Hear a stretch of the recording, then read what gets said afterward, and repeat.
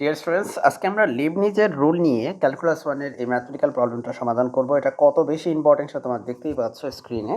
এখন y is equal to E to the power m into cos inverse x, এই ফাংশনকে আমরা differentiation করব এবং করে আমরা হচ্ছে এই রেজাল্টটা ইকুয়াল করার চেষ্টা করব। লিবনিজের প্রোডাক্ট রুল নিয়ে আমি এর আগে অসংখ্য ভিডিও করছি, আশা করি সেগুলো দেখলে তুমি অনেকটা ক্লিয়ার হয়ে যাবা।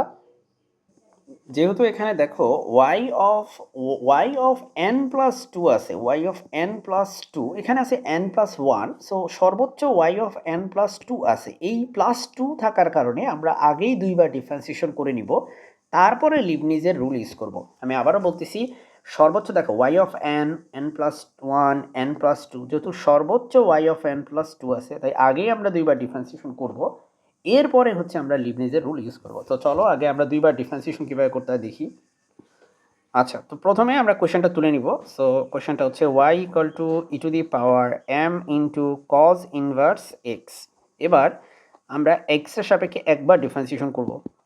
এক্স এর সাপেক্ষে অন্তরীকরণ করে পাই, এক্স এর সাপেক্ষে, সো এক্স এর সাপেক্ষে ব্যবকলন করলে y হয়ে যাবে y1। মনে রাখবা, এক্স এর সাপেক্ষে y একবার ডিফারেন্সিয়েশন হয়ে গেলে সেটা হয়ে যায় y1, y1কে আবার ডিফারেন্সিয়েশন করলে সেটা হয়ে যায় y2, y2কে আবার ডিফারেন্সিয়েশন করলে সেটা হয়ে যায় y3। এভাবে এই সিলসিলা চলতেই থাকবে। ওকে, সো y হয়ে গেল y1, আর আমরা জানি ই টু দি পাওয়ার সামথিং হয়ে যায় e to the power that thing. So e to the power m into x to the e to the power m into cos inverse x হয়ে যাবে e to the power m into cos inverse x. এবার আমরা এই উপরে থাকা এই জিনিসটাকেও differentiation করব। এটার কারণ হচ্ছে চেইন রুল। চেইন রুল বলে যে প্রথমে তুমি এটাকে ডিফারেন্সিয়েশন করবা, ঠিক আছে, এরপর তোমাকে এটাকেও ডিফারেন্সিয়েশন করতে হবে। সো আমরা ডিফারেন্সিয়েশন করব হচ্ছে তোমার m ইন্টু কজ ইনভার্স এক্সের, রাইট। এখন খেয়াল করো, এখানে m কিন্তু আসলে একটা কনস্ট্যান্ট, সো mকে তুমি বের করে নিয়ে আসবা। কনস্ট্যান্টে তো ডিফারেন্সিয়েশন হওয়ার কোনো কারণ নাই, সো এটাকে বের করে এভাবে আমরা নিয়ে আসছি। তাহলে আমরা এখানে পাচ্ছি m into E to the power m into cos inverse x. তারপরে দেখো, কজ ইনভার্স এক্সের ডিফারেন্সিয়েশনের ফর্মুলা হচ্ছে, আমি একটু মনে করিয়ে দিই তোমাকে, হোপফুলি তুমি এগুলো অলরেডি জানো, না জানলে তুমি অবশ্যই নোট ডাউন করে ফেলবা যাতে ভবিষ্যতে আর এটা সমস্যা না হয়। সো এটা ডিফারেন্সিয়েশনের ফর্মুলা হচ্ছে, দেখতে পেলে যে minus one divided by root over one minus X square. এখন মাই স্টুডেন্টস, একটা জিনিস রিয়েলাইজ করো যে এই জিনিসটা কি, এটা কি ওয়াই ছাড়া আর কিছু? দেখো তো, ওয়াই ইকুয়াল টু এটা, তাই না? সুতরাং আমরা এই জায়গায় ওয়াইকে রিপ্লেস করব। আমরা এখানে লিখতে পারি এম ইন্টু ওয়াই, তাই তো। মাইনাসটাকে আমি সামনে নিয়ে আসছি, আর এ পাশে থাকা root over one minus x স্কোয়ারকে আমরা বাম পাশে নিয়ে যাব। সো আমাদের বাম পাশে হয়ে যাবে root over one minus X square. আচ্ছা, আমার এটা লেখার মতো জায়গায় চলে গেছে এদিক দিকে, আমি এটা একটু সরিয়ে নিই। আমার সাথে এই ওয়াই ওয়ানটাকে লিখতে হবে তো নাকি? আচ্ছা, এবার মাই ফ্রেন্ডস, আমরা যেটা করব, আরও একবার ডিফারেন্সিয়েশন করব। তাহলে লেখো, এক্স এর সাপেক্ষে আবার অন্তরীকরণ করে পাই।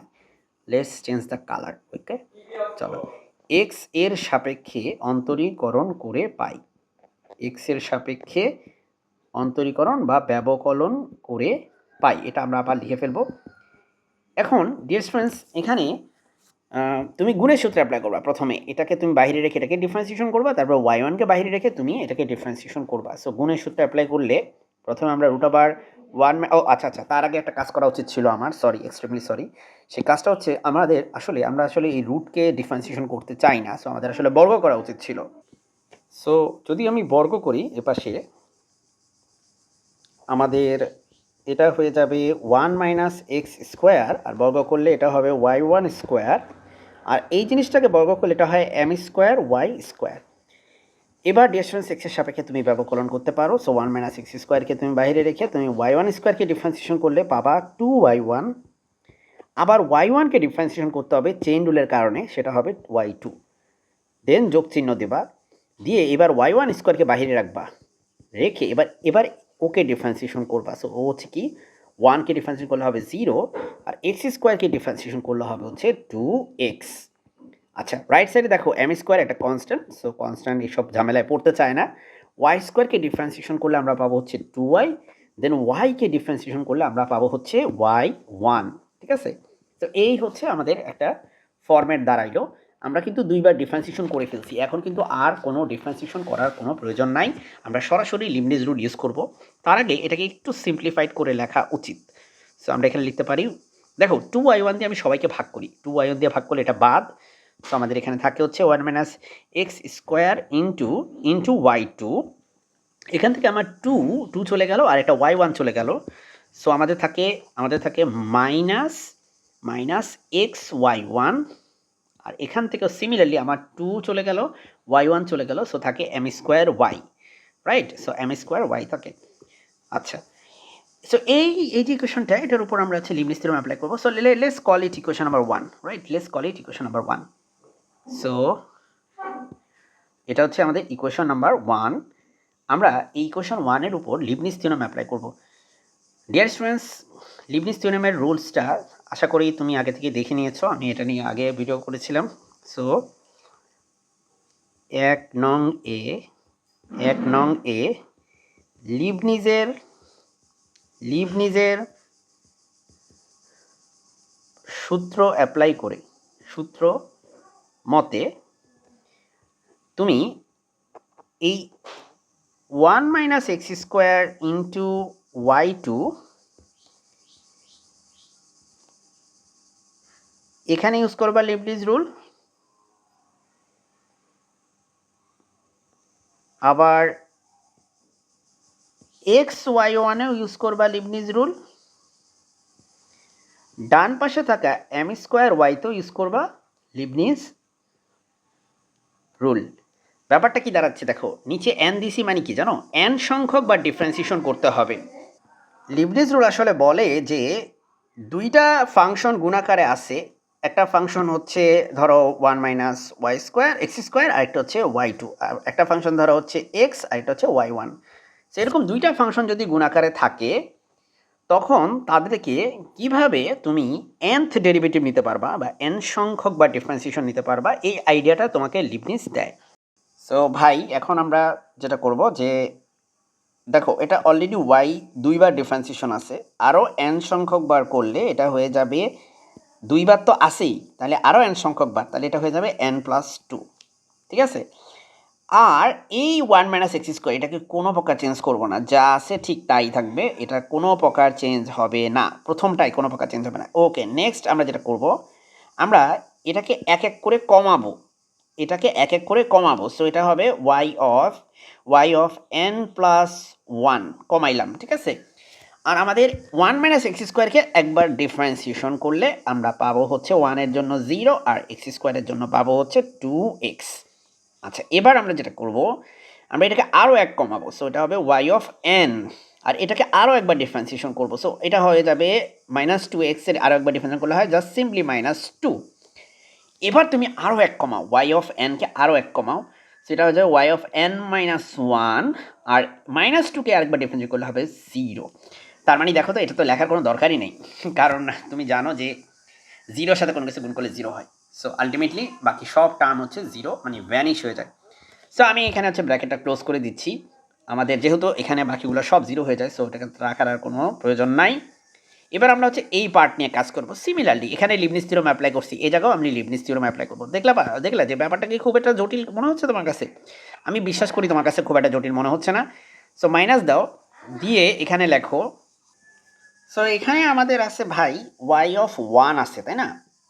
y1 তাকে n সংখ্যক বা ডিফারেন্সিয়েশন করতেছো, সো সিম্পলি এটা হয়ে যাবে yn+1। আচ্ছা, আর এটারে কোনো প্রকার চেঞ্জ করবা না, এক্স এক্সই থাকবে এইভাবে।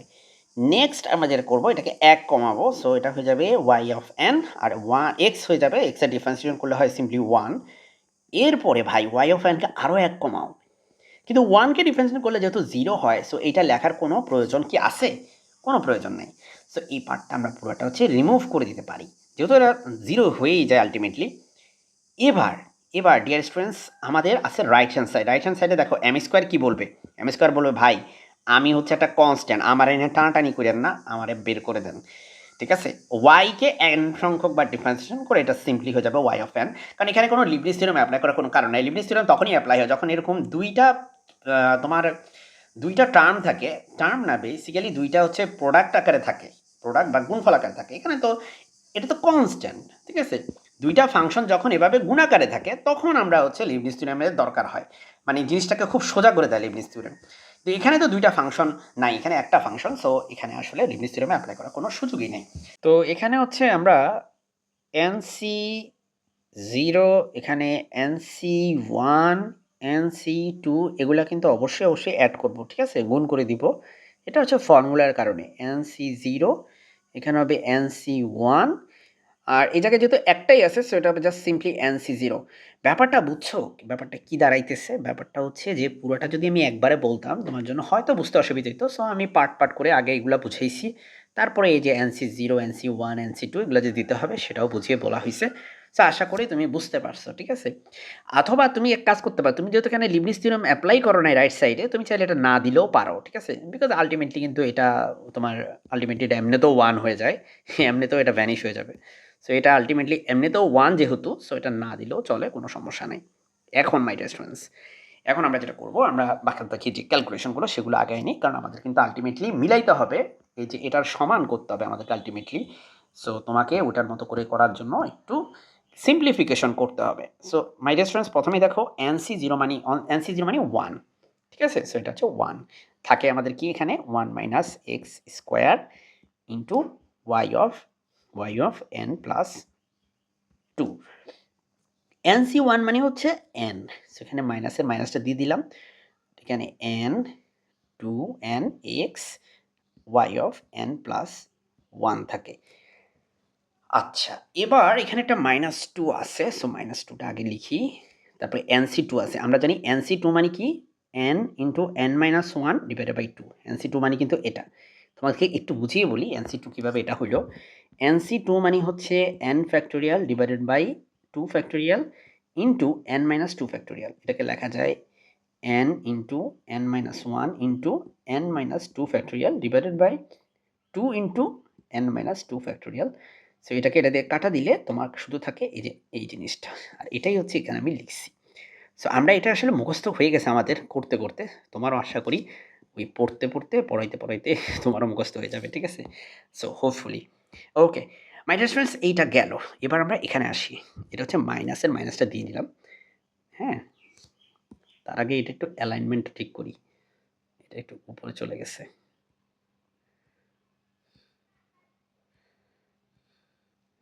ওকে, সো এখানে দেখো, এখানে আমরা মাইনাসটা দিছি আগে, মাইনাসটা দেওয়ার পরে আমাদের এখানে আছে কি আর, সো মাইনাস এনসি জিরো মানে ওয়ান, সো এখানে থাকে শুধুমাত্র X into Y of N plus one. আচ্ছা, এখানে মাইনাস আর প্লাসে এখানে হবে মাইনাস। আচ্ছা, এটা মনে জায়গা হবে না, আমরা নিচে লিখি মাইনাস এনসি ওয়ান মানে হচ্ছে simply N, Y of N আসছে, আর ভাই এপাশে আসছে M square Y of N, এটা আমি লেফট সাইডে নিয়ে আসছি, সো নেগেটিভ হয়ে যাবে। এখন আমরা এখানে দেখতে পাচ্ছি যে আমাদের এই টু এর সাথে টু কিন্তু কাটা যায়, ঠিক আছে। সো আমরা এটাতে লিখতে পারি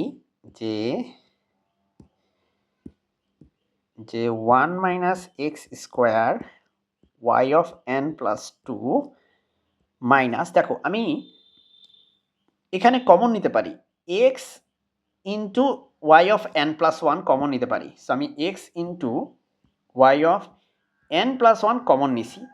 কমন নিলে ভাই আমার এখানে টু এন থাকে, কমন নিলে টু এন থাকে। সিমিলারলি আমরা যদি এখান থেকে কমন নিই X into Y of N plus two common নিই, তাহলে আমার এখানে এই মাইনাসও কিন্তু কমন নেওয়ার শেষ, এই যে মাইনাসও কমন নিছি, এখানেও মাইনাস কমন নিয়ে নিছি, এটাও কমন নিয়ে নিছি, তাহলে পুরাটা যদি কমন নিয়ে নিই এখানে থাকে ওয়ান, তাই তো, এখানে ওয়ান থাকে। I hope you can realise that this is not difficult, তো this is just simply one. এখন মাই ডিয়ার স্টুডেন্টস, আমাদের থাকে এইটা আর এটা এবং এটা, এখানে তো তুমি বুঝতেছো যে এখানে এটা একটা কাটা, সো আমরা যদি একটু কমন নিই, এখানেও আমরা কমন নেওয়ার সুযোগ আছে, আমাদের ওয়াই অফ এন কমন নিতে পারবো। এখানে দেখো ভাই এটা কাটা গেলে আমাদের থাকে হচ্ছে এই জিনিসটা, সেটা হচ্ছে minus N into N minus one, এটা থাকে। আর এখানে এটা কমন চলে গেলে শুধু এন থাকে। দেখো মাইনাস এন কমন নিছি, কিন্তু আমি খেয়াল করো মাইনাস কমন নিয়ে নিছি, সো এটা মাইনাসটা চলে যাবে, এখানে থাকে প্লাস এন। এখানেও আমি মাইনাসটা কমন নিয়েছি, সো এটা থাকে প্লাস এম স্কোয়ার, ঠিক আছে। ইকুয়াল টু হচ্ছে 0। এবার ভাই আমরা এখান থেকে লিখতে পারি 1 minus X square 1 minus X square y of n plus 2 minus 2n plus 1 into y of x into y of n plus 1 x into y of n plus 1। আর এখান থেকে ভাই আমি লিখতে পারি এটাকে গুণ করো, সেটা হবে n square minus n plus m square y of n equal to হচ্ছে 0। সো এটা থেকে আমি লিখতে পারি 1 minus X square y of n plus 2 minus 2n plus 1 into x into y of n plus 1, এই n n কাটা, তাহলে এখানে থাকে হচ্ছে m square plus n square y of n equal to 0। So এটা কি আমাদের অ্যান্সারের সাথে মিলে যাচ্ছে না? দেখো তো আমাদের যে কোয়েশ্চেনে যেটা চাইছিল সেটার সাথে কিন্তু আমাদের মিল হচ্ছে পুরোপুরিভাবেই। সো আমরা বলতে পারি যে আমাদেরকে বলছে দেখাও, সো আমরা এখানে বলতে পারি যে শোড। ঠিক আছে, দেখানো হলো বা শোড। এই ছিল আজকের সমাধান, যথেষ্ট বড় ছিল। আই হোপ তুমি প্র্যাকটিস করলে এটা পারবা, ইটস নট সো ডিফিকাল্ট। সাইজে কিন্তু বড় না, জাস্ট বুঝাইতে টাইম লাগছে।